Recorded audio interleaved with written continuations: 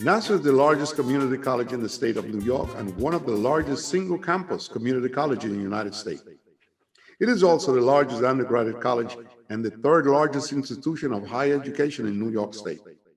Nassau County sponsored Nassau Community College under the program of the State University of New York. Nassau County has over 1.6 million residents, making it the largest population than state. If it were a city, the county would be the sixth largest city population in the United States. Nassau Community College. Good evening. Welcome to another program of the International Grapevine. This is your host, Wallingford Lee. Tonight in the International Grapevine, we're going to have the opportunity to talk about a very important community college. We're talking about Nassau Community College. And more importantly, the new president that just came aboard.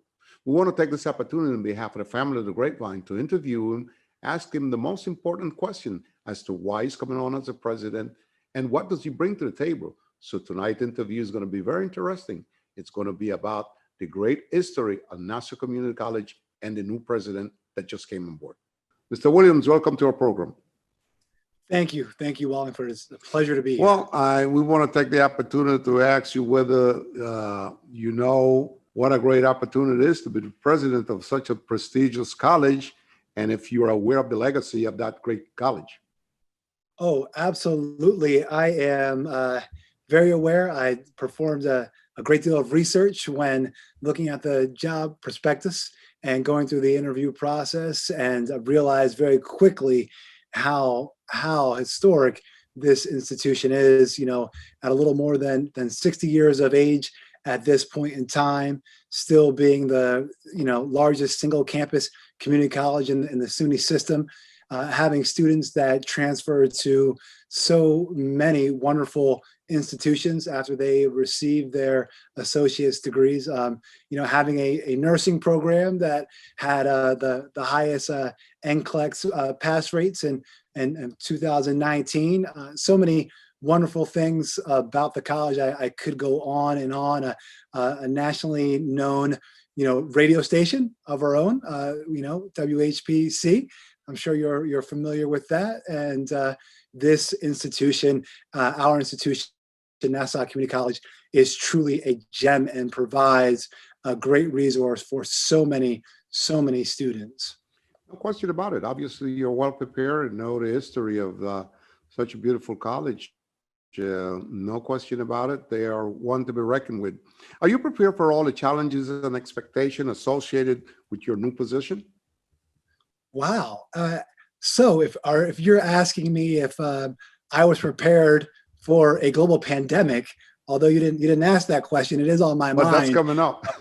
That is okay. So I will. So as far as a preparation, I have you know, about 20 years of experience in higher education, and have worked at multiple institutions, with the through line really being, you know, supporting students in regards to, you know, equitable opportunities for access, completion, and post-completion success, and, you know, concretizing that philosophical approach by having a laser-like focus on social justice issues and equity issues, and looking at student populations that are historically marginalized and or underrepresented, knowing that you know, all students need to be supported, and we also need to effectively address societal issues that we see, which keep some groups marginalized. So absolutely, I do feel as though I have a high level of preparation, but I'm a lifelong learner.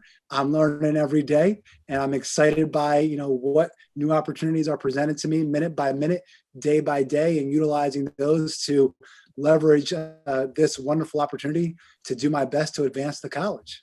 It is our understanding that you actually came from North Shore Community College in Massachusetts. What was that like? That is accurate. North Shore Community College in Massachusetts was right outside of the Boston area, about 8 miles. It had 2 campuses, so somewhat of a similar population, in the sense of a diverse population. There were about a little more than 25% of the students identified as Hispanic or Latino. Here at Nassau Community College, it's a little more than 30% of our students identify as Hispanic or Latino. Here at Nassau Community College, about a little more than 1 in every 5 of our students, a little more than 20% of our students identify as African American or Black. So there definitely were some similarities that I'm bringing forward, and I would say that runs through my experience, as well as being in Chicago and serving at what's called an HSI. It's a federal designation, a Hispanic serving institution.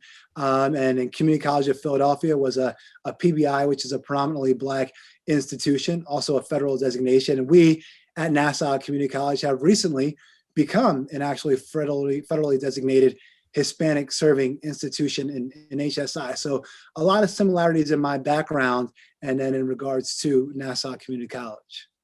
Looking at your background, no question about it, we were extremely impressed with your background, seeing the work that you have done at various colleges and your total preparation. We were extremely impressed.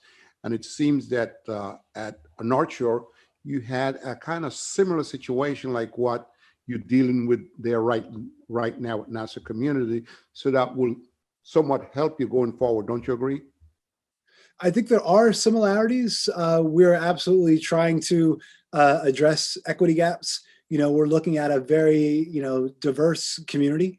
And what we want to do is be able to allocate our resources in an evidence-driven way, a data-informed way, so that we can, really be responsive to the community. And I think those are, some of the biggest pieces that I bring forward, and, with the transition and through the scope of my work, is essentially, this is a community college for the community. How do we meet the demands of the county and all the communities within there? And, when it comes to, talent in regards to the economic workforce, when it comes to transfer, when it comes to so many opportunities that we have, we are the sole community college, in Nassau County. And we want to be and continue to be the driver for economic mobility, for individuals to come here and have a livable family wage when they leave, to produce degrees of economic value. So all of these pieces are things that we have done in the past, and things that we really need to leverage moving forward, embrace our partnerships, enhance our partnerships, and ensure that we continue to, build upon the good work and the great work that's already been done at this college through the wonderful faculty who are so fantastic, so driven, care about our students so much, and the staff and administration as well. So. That's good to know, because it's challenging. What attracted you first to the position, and secondly, how did the interview with the board went to come aboard? Oh, absolutely, I really appreciate the opportunity to respond to those questions. And it was the student population. First and foremost, at every institution where I've been, it's what's the student population? What are the opportunities to impact the community? And looking at that, that's the driving force. I'm a student-centered and student-focused individual. So that's the primary driver. And then seeing, what has been done, again, that leads to what the opportunities are. And while a lot has been done over the hundreds of people that I've met in my first 16 plus months, would definitely say there's been a common refrain that there is, a lot of good work that we can continue to do at Nassau Community College. So you see those opportunities, but first and foremost, it's the students. And then in regards to the second part of that question, the interview process is an interesting process, and I'm appreciative of going through that process and meeting everyone in that process. I know you specifically mentioned the board members, and they are a huge, pivotal component of the process. And it was a welcoming environment and a kind of a transference of ideas and thoughts, and me sharing what I thought that I could, provide to the college, and a conversation. So I really appreciated the opportunity to obviously meet and engage with the board, because the board is a paramount component, and the board is so supportive. This 10-member board is fantastic, and I am appreciative every minute of every day of how supportive they are of the college and of this role, and particularly of me now that I am in the role. There are so many good things I could say about the board members and how much they support this great institution. So, having said that, I imagine that indeed the interview with them must have been also very challenging. I think every opportunity, and every scenario presents, opportunities and challenges, and you look at those and you identify, what's there, and then you proceed as you have planned. And if there's there's something that needs to be an adjustment of a plan, then you pivot. But I think in terms of challenges, I think it was a pretty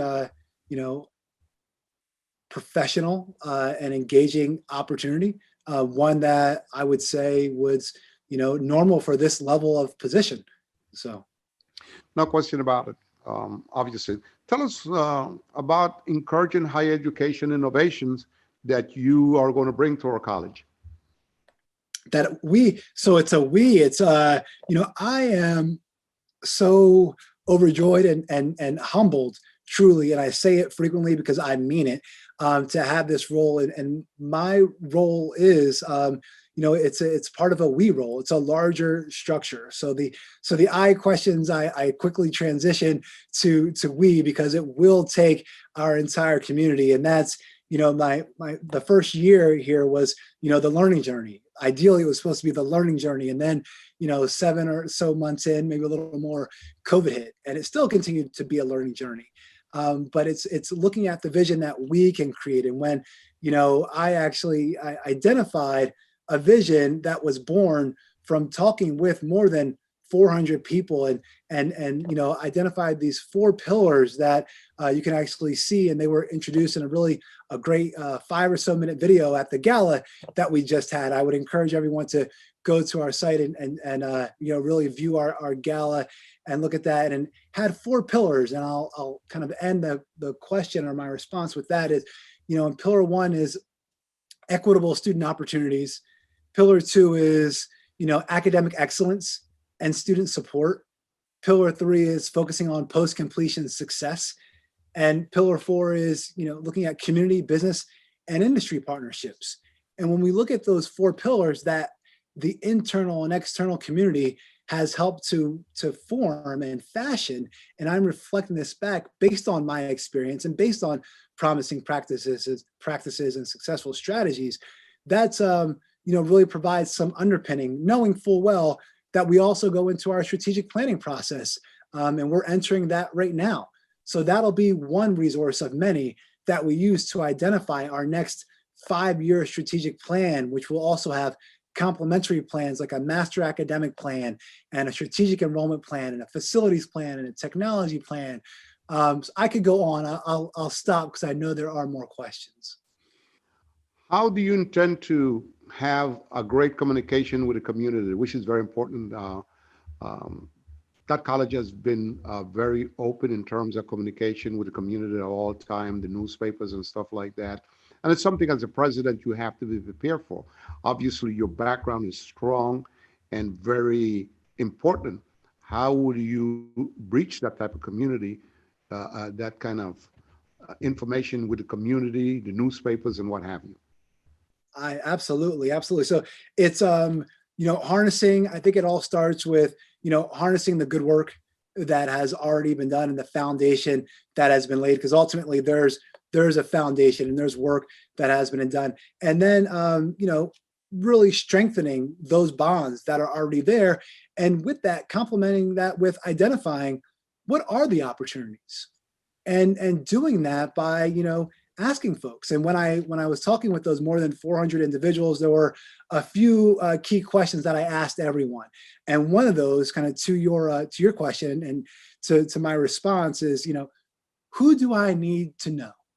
Who do I need to know to learn what, or to learn more about the college that will help advance the college, that will help build partnerships? What conversations do I, given my role, and we as a college, do we need to be involved in? What leaderships, what community organizations, what types of,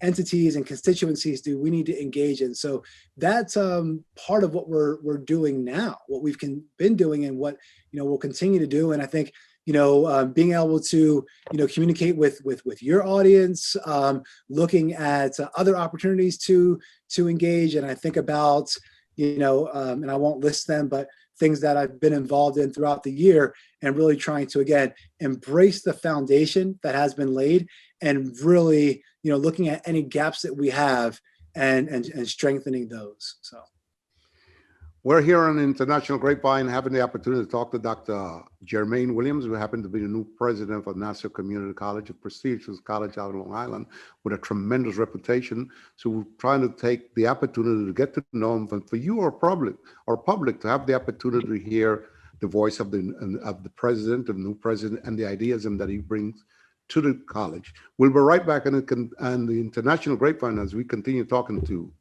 Dr. Williams.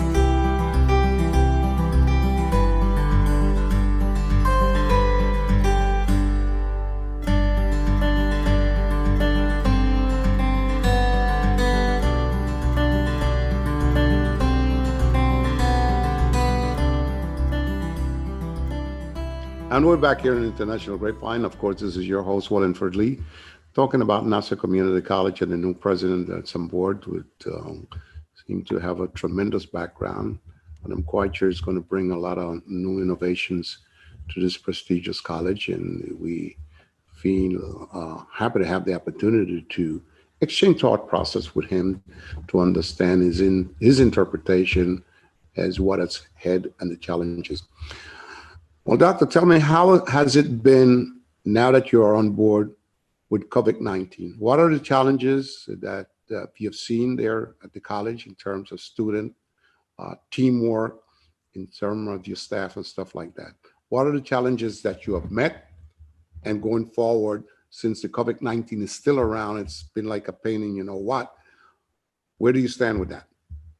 wow, that is and I'm sure you don't know, or the listeners know, and it's like, we don't have enough time, right? So I'll be as succinct as possible. And I think that one of the first things is, just sharing my appreciation, my admiration for our faculty, our staff, our students.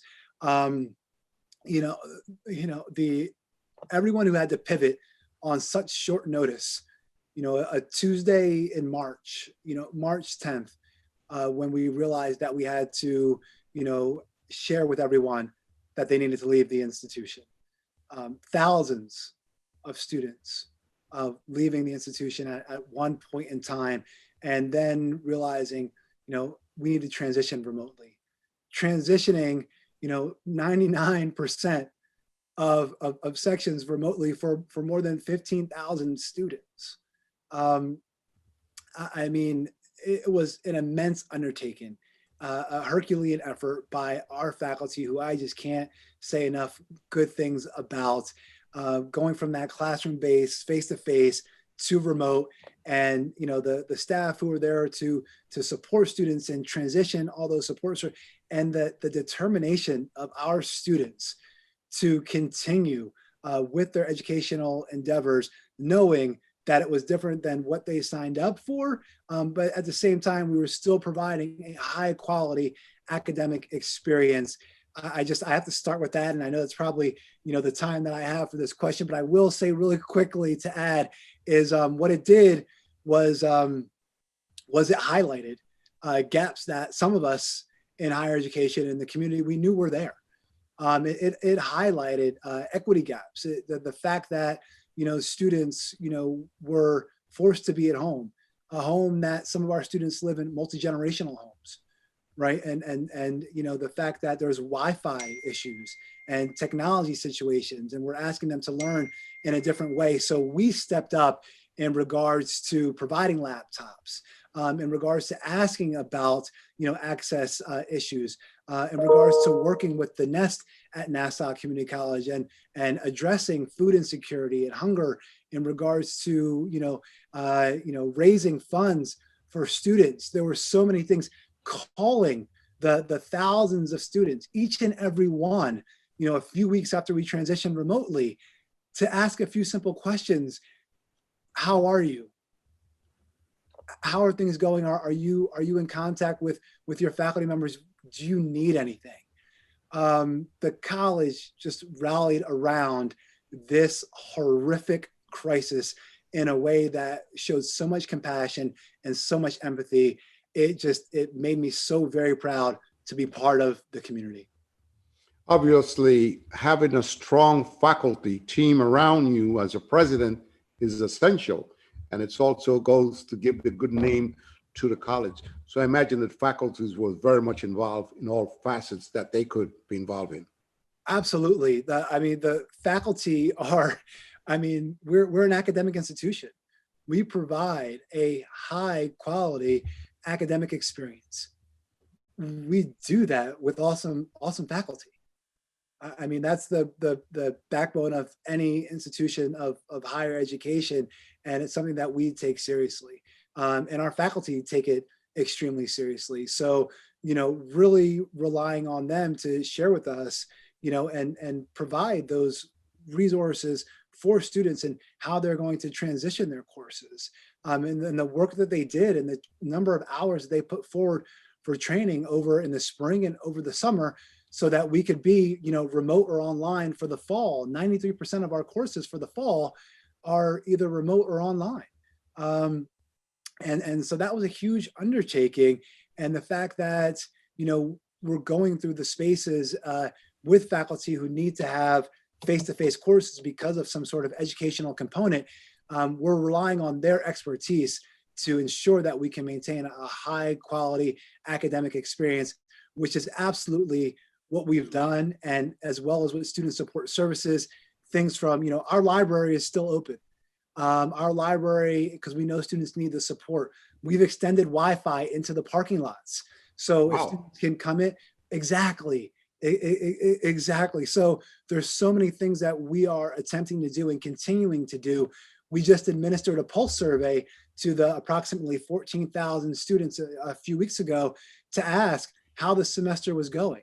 And now we're following up on that with phone calls to all the, almost 14,000 students in the fall. I think about the virtual experiences that we have in regards to student support services and even access to education. Our admissions office is virtual admissions, sessions. So the way in which we have pivoted to help ensure that we're still meeting the needs of the community, such a diverse community, again, it's just something, it makes me so very proud to be part of our Nassau Community College family. Now that you talk about pivoting, how do you feel about delegating things to part of your team in terms of process? Are you comfortable with that, or you're type of president that like to do things yourself?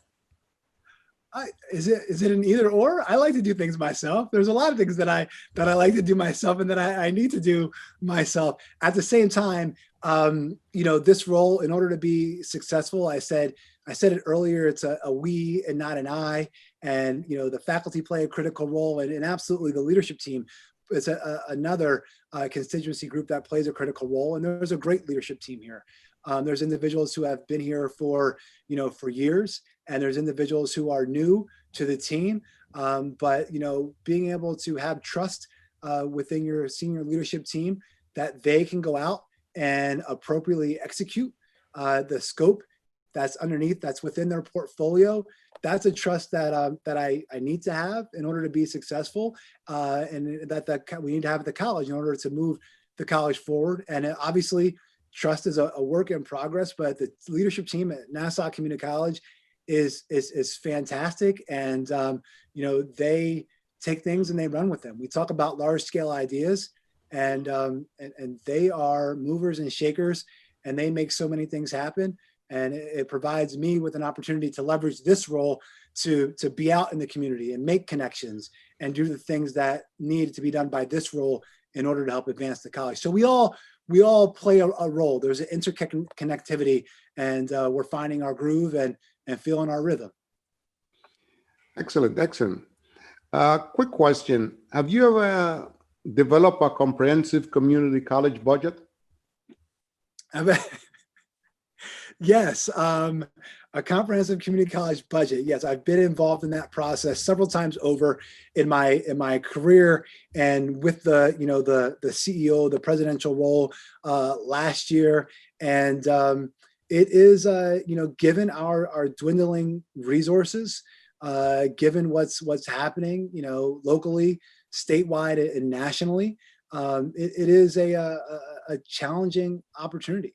But we look at it in the facet of, we have a certain amount of resources, and we want to do the best we can to impact those resources, right? Or to impact our end goals, right? Which is ultimately students, right? We want to enhance, in an equitable and data informed way, student access, completion, and post completion success. So the short answer is yes. The longer answer is there's a lot of pushes and pulls in regards to identifying that budget. There's a lot of components to consider. First and foremost is looking at what's going to advance the critical components of the college. So good.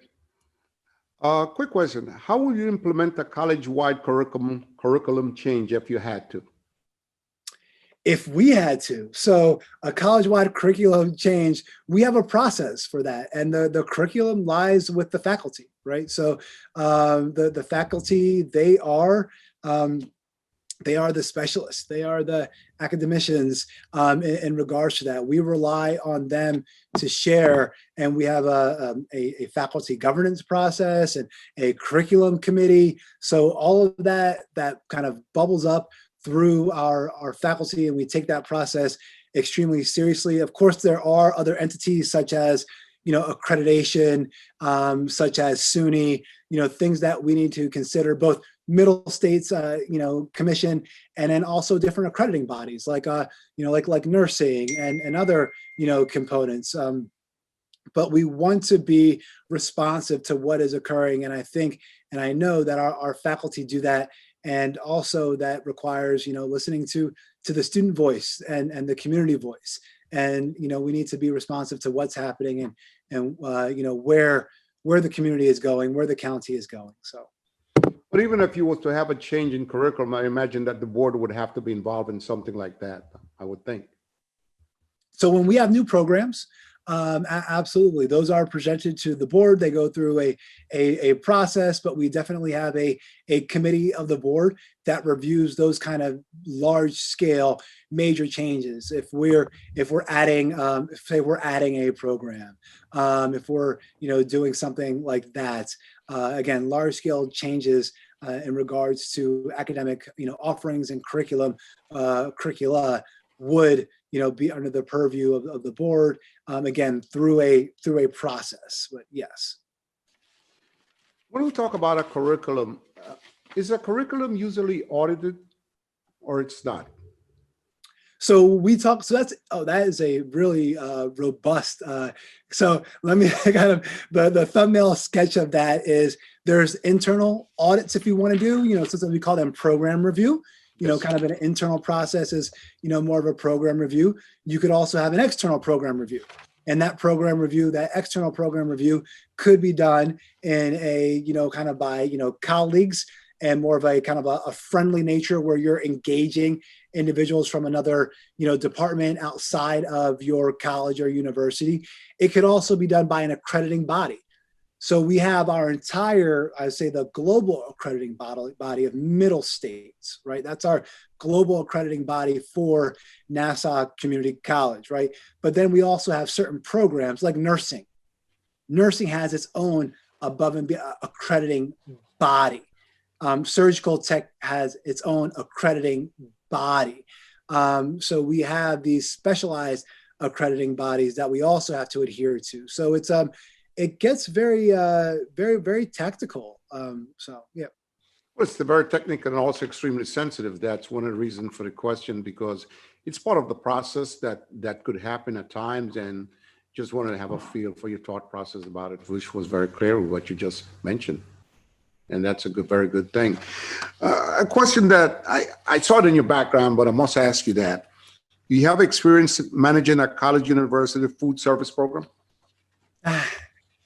Well, with everything that's happening now with COVID-19 and stuff like that, I think it's a valid question to a certain extent. No, absolutely. I'm smiling because of my love for, essentially basic, we, kind of categorize in higher education as reports on, basic needs, essential needs. We look at Maslow's hierarchy of needs, and we talk about those essential needs as far as shelter and food, right? And then we look at the, statistics of community college students and other students. And then we drill down to Nassau Community College students and see how many students are struggling with basic needs, struggling with food insecurity and hunger, two very different things, struggling with housing insecurity and homelessness. Again, two different components. And the college, Nassau Community College, is a front runner in regards to when we talk about food insecurity and hunger. And the Nest at NCC, which is a separate 501c3, has been doing this good work for many years. And I know moving forward, we're looking to complement that. And then you have the Greenhouse, which is, again, under a separate 501c3, but located on the college's campus. And both of these entities have been supported by the college for many years through, fiscal and other resources. But the Children's Greenhouse is supplying, childcare options and opportunities for students, faculty, and staff. But yes, at North Shore Community College, I was actively engaged in a mobile food market that by the time I left was providing, more than 100,000 pounds of food a year to college students, faculty, and staff. And I'm really looking to take that passion. And we've already started conversations with Long Island Cares and advance the good work, the framework, the foundation that has already occurred at Nassau Community College. Yeah, I saw that in the background. That's very important. I want to take this opportunity on behalf of the family of the Grapevine to tell you, Dr. Williams, thank you so much, because we have run out a little bit of time. I want to take this opportunity honestly and thank you. We love your answers. Obviously, you're very prepared. It's a big challenge. And all I can say to you at this stage, thank you and welcome aboard. Thank you very much for the time. Look forward to being back anytime you'll have me and you'll have us. And we look forward to continuing to support students as best we possibly can. They are the reason why we're here. They are our North Star. Thank you. Thank you again. And again, this is Wallingford Lee saying good night for the International Grapevine and saying we hope you have enjoyed this interview, because we think the world of Nassau Community College, and its president obviously is ready for the challenge. As such, welcome aboard. And again, good night. Thank you for watching our program. We hope to see you next week at the same time, at the same place. Good night.